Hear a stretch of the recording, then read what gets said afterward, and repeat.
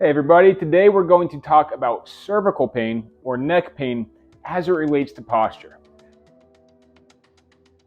This is phase 2 of the neck postural exercises. In this phase, we're really going to look to get stronger. This first exercise is called a banded row. So we're going to set up with our bands and we're going to use our doorway stopper here. We're going to kind of close it about waist height in the doorway. Now, if you're working out at home and you have something that works a little bit better to attach it to, that's fine too. So you can kind of loop it around like a support beam, something like that. With the Vive Health bands, they do come with that doorway stopper that make it convenient to kind of go up or down in your doorway. I'm just going to kind of make it about waist height for me. I'm starting out with a moderate tension band. And what you're going to do is you're going to hold the band with your thumbs facing up. So thumbs are up here. And I'm going to kind of grip the band and turn my hands into that position. I'm going to stand with my feet about hip width apart. And then I'm pulling the band just to me.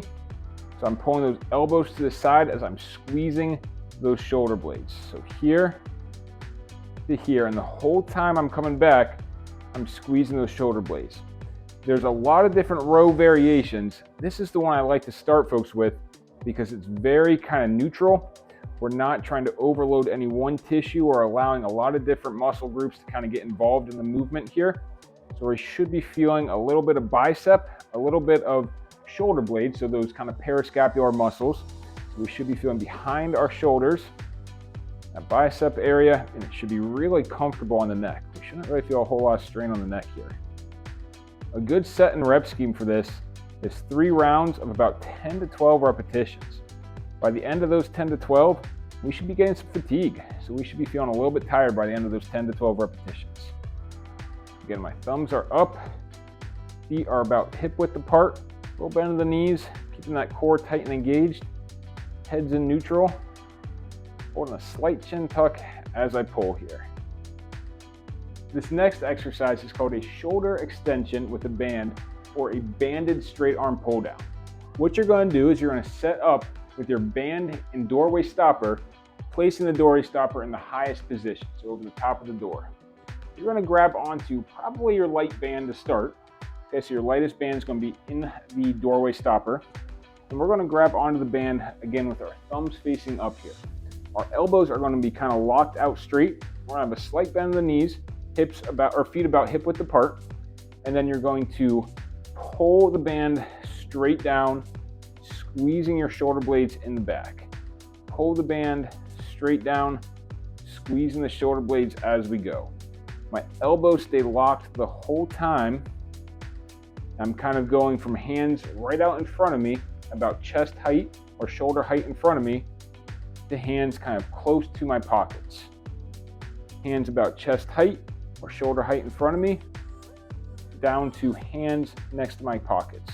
A couple common things that I see go wrong with this one is people really shrugging up their shoulders. Our shoulder blades should stay down. So if you find yourself shrugging up the shoulders, first kind of troubleshooting thing is see if we can kind of actively control for that. Let's pull our shoulder blades down as we go.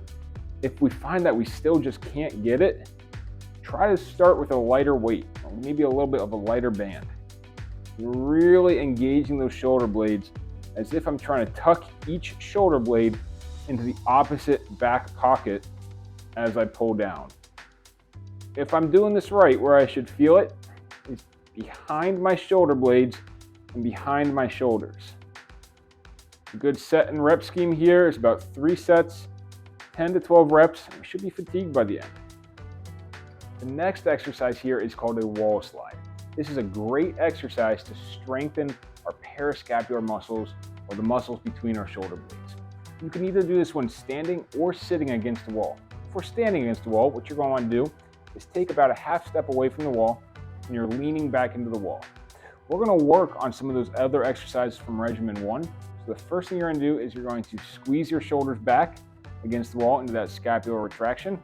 Then we're going to tuck our head back into that chin tuck position and try to touch the back of your head against the wall, making sure we're not cranking up at the chin, but we're staying neutral through the chin. Our elbows are going to be on the wall. Then we're going to bring our hands back as far as you can. It should feel like a nice stretch. If you can't quite get to the wall yet, that's okay.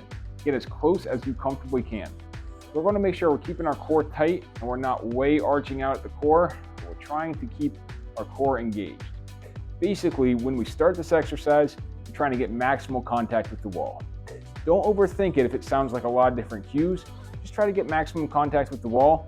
If you're a little bit off to start, that's okay. So chin's tucked against the wall, shoulder blade retraction, elbows and hands on the wall.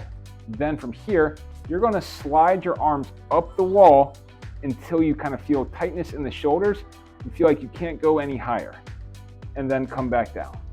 So for me, I can get to right about here and I kind of feel like I'm out of room. I'm going to pause into that stretch and then come back down. Okay? I'm going to reach up and back down. If you feel like your arms are coming off the wall a little bit, that's okay. Just trying to kind of keep them back as much as you feel comfortable throughout this exercise. We're just working with your range of motion right now. Okay? We're trying to go for about 10 to 12 repetitions, 2 to 3 sets through. We should get a nice fatigue response with this one. This next exercise is called a prone ITY. So letters are just named after the movements that we're going to do with the shoulders. It's a great exercise for strengthening our deep cervical neck flexors and our parascapular muscles. What you're going to do is you're going to set up in the prone position or laying on your stomach. Now there's a couple different options here. If you're new to this exercise, I would suggest starting with a towel roll or a pillow like this to support your neck. I'll show you the advancement in a minute or two here if you're looking for a new challenge. So you're going to set up in the prone position, and I'm going to put my forehead right on the pillow. Okay, and that's just helping kind of support my neck. The first movement is a Y. I'm going to set up like my arms are making the capital letter Y with my thumbs up. I'm going to lift my arms up a couple inches until I'm out of room and then back down. I'm not really trying to hold for too long here, but I'm just trying to get in and out of that position for about 10 repetitions.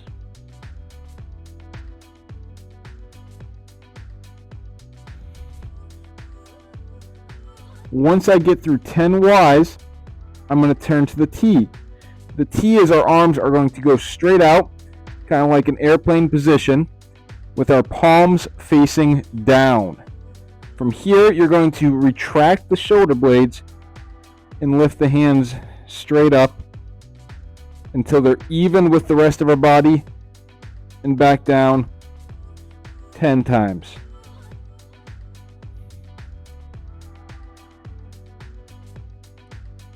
The last one is the prone I. Our hands are going to be right next to our thighs with the thumbs facing down. I'm going to squeeze my shoulder blades and lift the hands a couple inches off of the ground for 10 repetitions here. I'm not trying to overextend my arms, but I'm just trying to find where I'm comfortable, making sure I'm squeezing those shoulder blades the whole time for 10 repetitions. So that's the prone ITY with the neck support. If we're looking to kind of bump it up a little bit for an extra challenge, try it without neck support so that we're really relying on those deep cervical neck flexors for stability.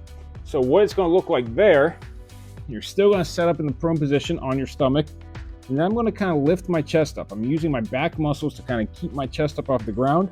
I'm holding a cervical retraction or a chin tuck.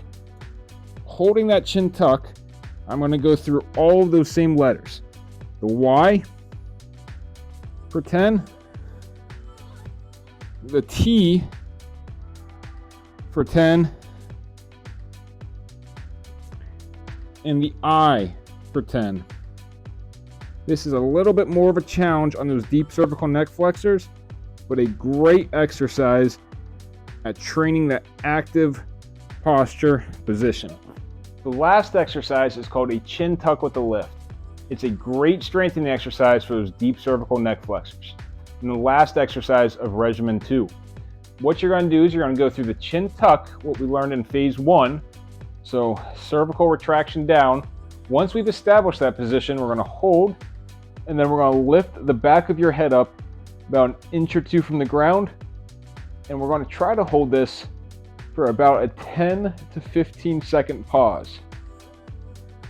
Once we get 10 to 15 seconds, we'll gently and slowly come back down, relax our muscles, take a couple seconds off, 2 or 3 seconds off, establish that chin tuck first, so chin tuck first, and then lift.